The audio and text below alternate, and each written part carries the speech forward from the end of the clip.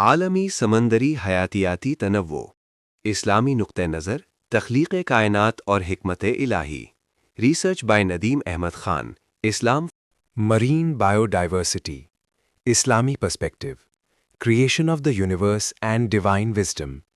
ایک ذرہ خالق کائنات کے وجود پہ اتنی ہی مضبوط دلیل ہے جتنی یہ ساری کائنات۔ ندیم احمد خان، اسلامی نقطہ نظر، تخلیق کائنات اور حکمت الہی۔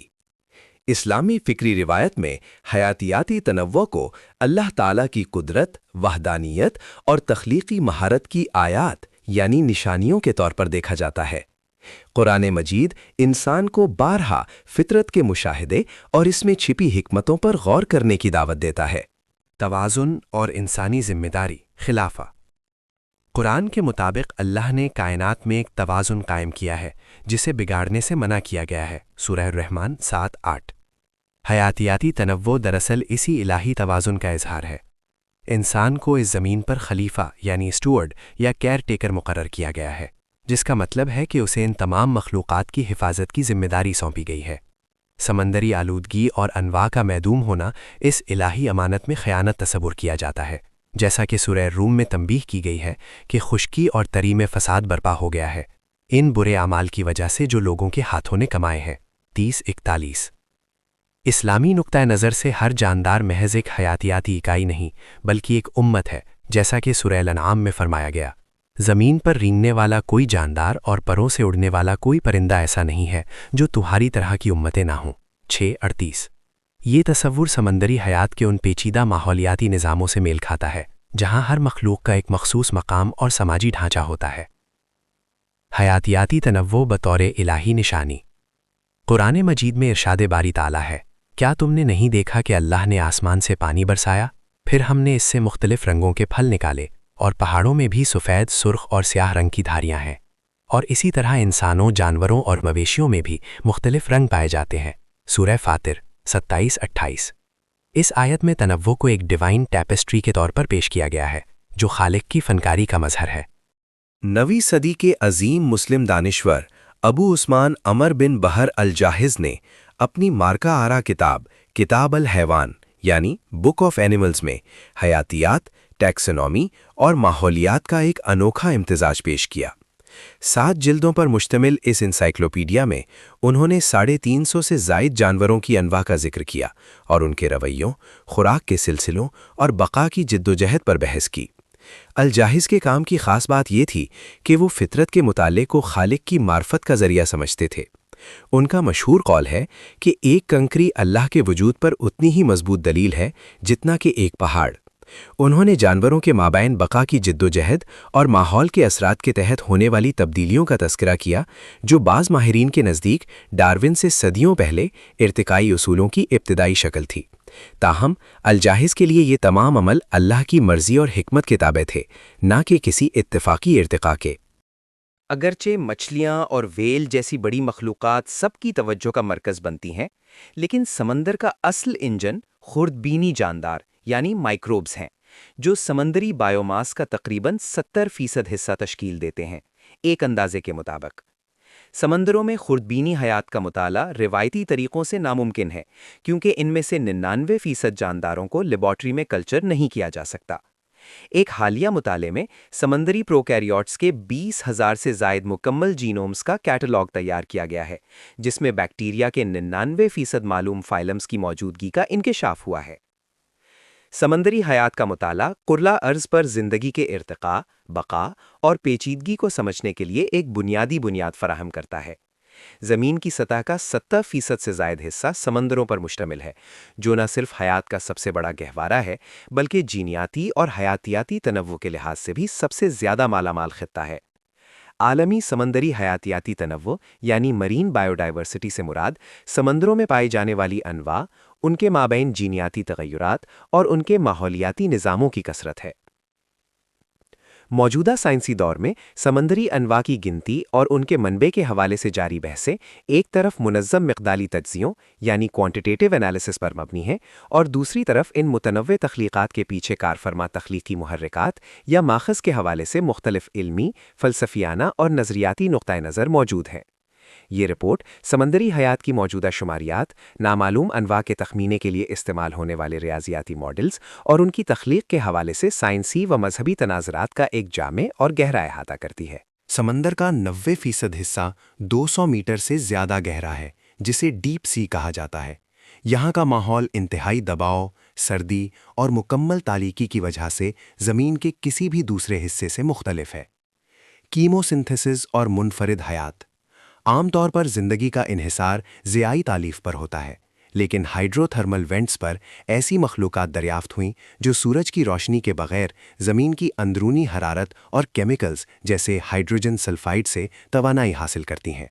یہاں دریافت ہونے والی زیادہ تر انواع دنیا میں کہیں اور نہیں پائی جاتی۔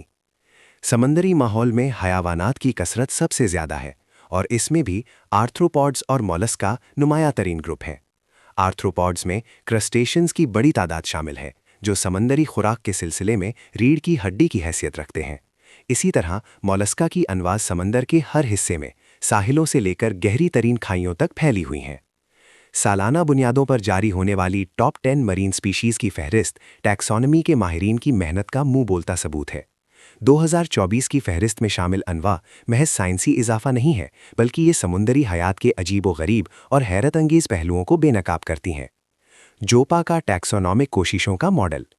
دوسرا اہم ماڈل جوپا اپروچ کہلاتا ہے، جو ٹیکسونومک کوششوں یعنی ٹیکسونومک ایفرٹ اور انواع کی دریافت کی شرح کے بیچ تعلق کو بنیاد بناتا ہے۔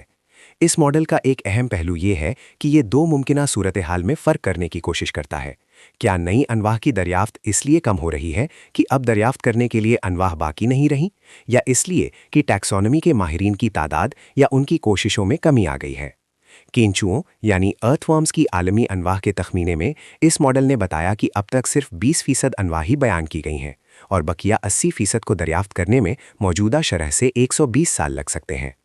کیمیلو مورا اور ان کے ساتھیوں نے 2011 میں ایک انقلابی مقالہ شائع کیا، جس میں انواع کی کل تعداد کا اندازہ لگانے کے لیے ٹیکسونومک درجہ بندی یعنی ہائرارکی کے پیٹرن کو بنیاد بنایا۔ اس ماڈل کی ریاسیاتی بنیاد اس حقیقت پر ہے کہ مختلف ٹیکسونومک درجات کے بیچ ایک مستقل اور قابل پیشگوئی تعلق پایا جاتا ہے۔ جب اس پیٹرن کو تمام یوکرائیوٹک جانداروں پر لاگو کیا گیا تو اس نے پیشگوئی کی کہ دنیا میں کل 8.7 ملین انواع موجود ہیں، جن میں سے تقریباً 2.2 ملین سمندری ہیں۔ اس ماڈل کی توثیق ان گروپوں سے کی گئی جو پہلے سے مکمل طور پر دریافت شدہ سمجھے جاتے تھے، اور نتیجے انتہائی درست پائے گئے۔ اس تجزیے کے مطابق سمندر کی تقریباً 91% انواع اب بھی گمنامی میں ہیں۔ بیان کردہ انواع اور حقیقت میں موجود انواع کے درمیان پائے جانے والے فرق کو ٹیکسونومک گیپ کہا جاتا ہے۔ اگرچہ ہم تقریباً 2.5 لاکھ انواع کو جانتے ہیں، لیکن ماہرین کا تخمینہ ہے کہ سمندروں میں کل انواع کی تعداد 10 لاکھ سے 22 لاکھ کے درمیان ہو سکتی ہے۔ اس کا مطلب یہ ہے کہ اب تک ہم سمندری حیات کا صرف 10 سے 25% حصہ ہی دریافت کر پائے ہیں، جبکہ 75 سے 90% انواع اب بھی نامعلوم ہے۔ اس غیر مرئی تنوع کا اندازہ لگانے کے لیے سائنسدانوں نے مختلف شماریاتی اور ریاضیاتی طریقے وضع کیے ہیں، جن میں سے 2 ماڈلز انتہائی اہمیت کے حامل ہیں: مورا ایٹ آل کا درجہ بندی کا ماڈل اور جوپا کا ٹیکسونومک کوششوں کا ماڈل۔ حاصل کلام اور مستقبل کا منظرنامی۔ سمندری حیاتیاتی تنوع کا مقداری تجزیہ اور اس کے خالق کے حوالے سے نظریاتی بحثیں ہمیں ایک ایسی کائنات کی طرف لے جاتی ہیں جو اپنی گہرائیوں میں بے پناہ اسرار چھپائے ہوئے ہیں۔ ورمز کے اعداد و شمار اور مورا و جوپا کے ریاضیاتی ماڈلز ہمیں بتاتے ہیں کہ ہم نے اب تک سمندر کی وسعتوں میں موجود زندگی کا صرف ایک معمولی حصہ ہی دریافت کیا ہے۔ جہاں سائنس ان انواع کی گنتی اور ان کے حیاتیاتی میکانزم کو سمجھنے میں کوشاں ہے، وہاں فلسفیانہ اور مذہبی تناظرات ہمیں ان تخلیقات کے پیچھے کار فرما ایک عظیم ڈیزائنر اور حکمت کا احساس دلاتے ہیں۔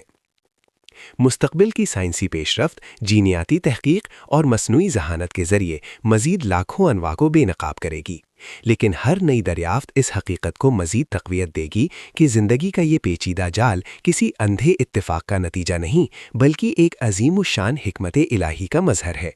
اس تنوع کا تحفظ اب صرف ایک سائنسی ضرورت نہیں، بلکہ ایک اخلاقی اور روحانی فریضہ بن چکا ہے۔ قرآن مجید میں سمندروں، ان میں موجود حیات اور کائنات کا فطری توازن۔ قرآن مجید میں سمندروں، ان میں موجود حیات اور کائنات کے فطری توازن کے حوالے سے کئی اہم آیات موجود ہیں جو خالق کی قدرت اور انسانی ذمہ داریوں کی نشاندہی کرتی ہیں۔ 1. پانی سے زندگی کی تخلیق۔ سورہ الانبیاء میں ارشاد باری تعالیٰ ہے کہ ہم نے ہر جاندار چیز کو پانی سے پیدا کیا۔ اسی تسلسل میں سورہ النور میں بیان کیا گیا ہے کہ اللہ نے ہر جاندار کو پانی سے پیدا کیا، جن میں سے کچھ اپنے پیٹ کے بل چلتے ہیں، کچھ 2 پیروں پر اور کچھ 4 پیروں پر۔ 2. سمندر میں انسانی مداخلت اور فساد۔ سورہ الروم میں اللہ تعالیٰ تنبیہ فرماتا ہے، خشکی اور تری سمندر میں فساد برپا ہو گیا ہے ان برے اعمال کی وجہ سے جو لوگوں کے ہاتھوں نے کمائے ہیں۔ 30-41۔ یہ آیت اس حقیقت کی طرف اشارہ کرتی ہے کہ انسانی لالچ سمندری توازن کو بگاڑ دیتا ہے، جس سے ماحولیاتی مسائل جنم لیتے ہیں۔ 3. حیات کی منظم برادریاں۔ سورہ الانعام 6:38 میں واضح کیا گیا ہے کہ زمین پر چلنے والا ہر جاندار اور پروں سے اڑنے والا ہر پرندہ انسانوں ہی کی طرح منظم امتیں اور برادریاں ہیں۔ یہ تصور سمندری حیات کے پیچیدہ سماجی ڈھانچوں اور ان کے مخصوص مقاصد کی عکاسی کرتا ہے۔ کائناتی توازن، میزان اور قرآن۔ سورہ رحمان 55-7-8 میں اللہ تعالیٰ فرماتا ہے کہ اس نے کائنات میں ایک توازن، میزان قائم کر دیا ہے، لہٰذا انسان کو چاہیے کہ وہ اس توازن میں بگاڑ پیدا نہ کرے۔ سمندری حیاتیاتی تنوع دراصل اسی الہی توازن کا ایک اہم حصہ ہے۔ تنوع بطور الہی نشانی۔ سورہ فاطر 35-27-28 میں بیان ہے کہ اللہ نے آسمان سے پانی برسایا اور اس سے مختلف رنگوں کے پھل، پہاڑوں میں مختلف رنگوں کی لکیریں اور اسی طرح انسانوں اور جانوروں میں مختلف رنگ پیدا کیے۔ یہ تنوع دراصل خالق کی فنکاری اور حکمت کی نشانیاں ہیں جن پر غور کرنے کی دعوت دی گئی ہے۔ خالق کائنات اور سائنس، کریٹر اینڈ سائنس۔ یہ آیتیں واضح کرتی ہیں کہ سمندری حیات کا تحفظ اور اس کے توازن کو برقرار رکھنا محض ایک سائنسی ضرورت نہیں بلکہ ایک ایمانی اور اخلاقی فریضہ ہے۔ تخلیق از عدم۔ قرآن مجید کے مطابق اللہ تعالیٰ نے کائنات کو عدم یعنی کچھ بھی نہ ہونے سے وجود میں لایا۔ واحد نقطہ اور دھماکہ۔ قرآنی آیتیں جیسے سورہ الانبیاء 30 کائنات کی ابتدا کو ایک واحد نقطہ یا بند حالت سے بیان کرتی ہیں جسے پھر کھولا گیا، بگ بینگ کے مماثل، اور پانی سے ہر جاندار چیز بنائی گئی جو سائنس سے مطابقت رکھتی ہے۔ وہ سطح قدرت، واسٹ پاور۔ قرآن میں بار بار ذکر ہے کہ آسمان و زمین کی تخلیق اور کائنات کو پھیلانا اللہ کی قدرت کا مظہر ہے۔ خالق کائنات اور سائنس، کریٹر اینڈ سائنس۔ مطابقت۔ اسلامی نقطہ نظر میں سائنس کی دریافتیں بگ بینگ، کائنات کا پھیلاؤ، اللہ کی قدرت اور تخلیق کو ثابت کرتی ہیں۔ منطق اور عقل۔ قرآن میں دی گئی وضاحتیں عقل اور منطق پر مبنی ہے جو کائنات میں خالق کی موجودگی پر دلیل فراہم کرتی ہیں۔ نظریات بمقابلہ ایمان۔ سائنس کیسے کا جواب دیتی ہے کائنات کیسے بنی، جبکہ مذہب کیوں کا جواب دیتا ہے کس نے بنائی۔ Islam for all YouTube channel. Research by Nadeem Ahmed Khan.